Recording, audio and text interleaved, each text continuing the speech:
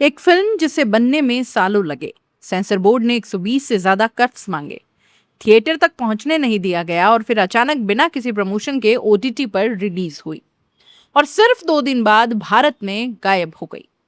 आखिर ऐसा क्या था इस फिल्म में जिससे पूरा सिस्टम बेचैन हो गया?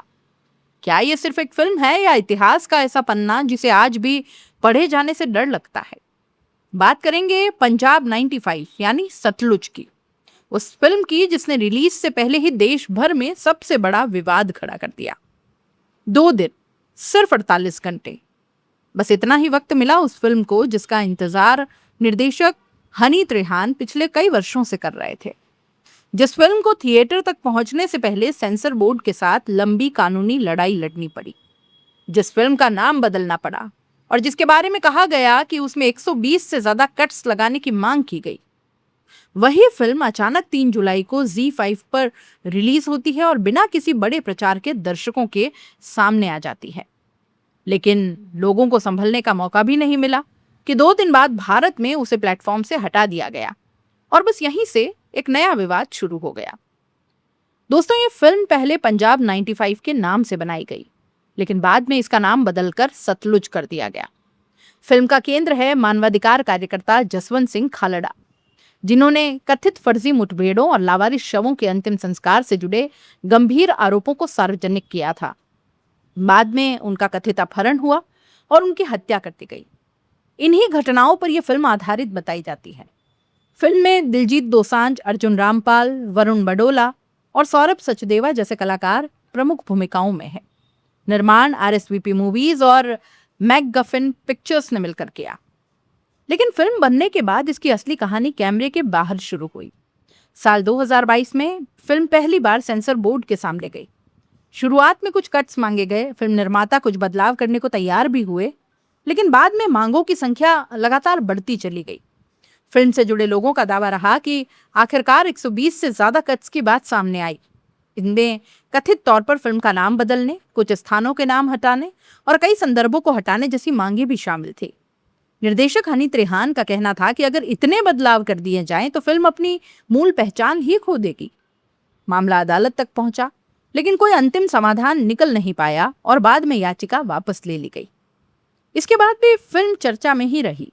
इसे टोरंटो इंटरनेशनल फिल्म फेस्टिवल में दिखाने की योजना बनी, लेकिन वो भी पूरी नहीं हो पाई और फिर अचानक बिना किसी शोर शराबे के Z5 ने इसे भारत में स्ट्रीम कर दिया। न कोई बड़ा ट्रेलर, न कोई प्रमोशनल कैंपेन, बस फिल्म आई और दर्शकों ने देखना शुरू कर दिया। लेकिन 48 घंटे बाद फिल्म भारत में हटा दी गई। निर्देशक हनी त्रेहान ने कहा कि उन्हें रविवार रात इस फैसले की जानकारी मिली और वो खुद समझ नहीं पाए कि आखिर हुआ क्या। उधर दिलजीत दोसांझ भी इंस्टाग्राम लाइव पर आए। उन्होंने कहा कि उन्हें पहले से आशंका थी कि फिल्म ज्यादा दिन प्लेटफॉर्म पे नहीं रहेगी। उन्होंने ये भी कहा कि अब युवा जसवंत सिंह खालड़ा के बारे में बात कर रहे हैं और हर घर में इस मुद्दे पर चर्चा हो रही है।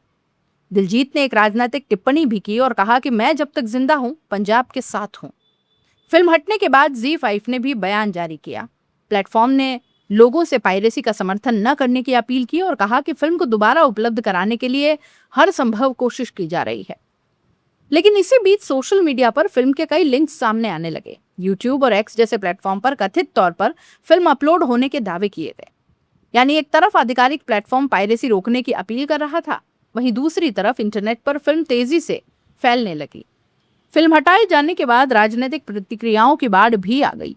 शिरोमणि अकाली दल के अध्यक्ष सुखबीर सिंह बादल ने इसे पंजाब के इतिहास को दबाने की कोशिश बताया। हरसिमरत कौर बादल ने कहा कि इस तरह पंजाब के उस दौर को छिपाया नहीं जा सकता। कांग्रेस नेता सुखपाल सिंह खेहरा ने भी फिल्म हटाने की आलोचना की। वहीं आम आदमी पार्टी के नेता कुलदीप धालीवाल ने मांग की कि फिल्म से रोक हटाकर इसे थिएटर में भी रिलीज किया जाए। लेकिन तभी कहानी का दूसरा पक्ष भी सामने आया। कुछ फिल्म समीक्षकों और सोशल मीडिया यूजर्स ने फिल्म के कुछ दृश्यों पर गंभीर सवाल उठाए। आलोचकों का कहना है कि फिल्म 1995 के बाद की घटनाओं पर ज्यादा केंद्रित है, जबकि उससे पहले पंजाब में उग्रवाद और आतंकवाद के दौर को लगभग नहीं दिखाती। कुछ समीक्षकों ने यह भी कहा कि एक राजनीतिक हत्या से जुड़े दृश्य को फिल्म पर्याप्त आलोचनात्मक नजरिए से पेश नहीं करती और उसके प्रस्तुतिकरण पर सवाल उठते हैं।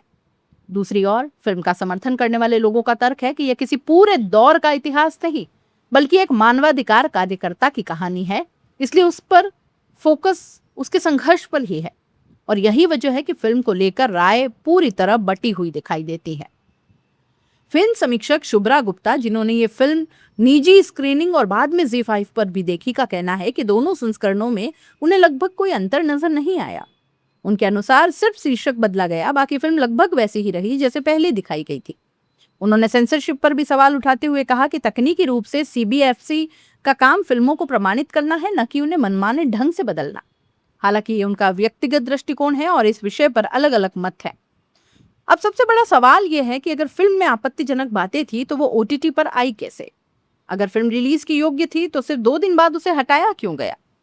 क्या ये सिर्फ एक कानूनी प्रक्रिया का मामला है या ये कंटेंट पर नियंत्रण की बहस है या फिर इतिहास की अलग अलग व्याख्याओं की लड़ाई? इन सवालों के जवाब अभी पूरी तरह साफ नहीं है, लेकिन इतना तय है कि सतलुज अब सिर्फ एक फिल्म नहीं रह गई है। यह अभिव्यक्ति की आजादी, सेंसरशिप, इतिहास की व्याख्या और लोकतांत्रिक विमर्श इन सभी बहसों के केंद्र में आ गई है। और जब तक इसके हटने और संभावित वापसी पर आधिकारिक स्थिति पूरी तरह स्पष्ट नहीं होती, तब तक ये विवाद शायद और गहराता ही जाएगा।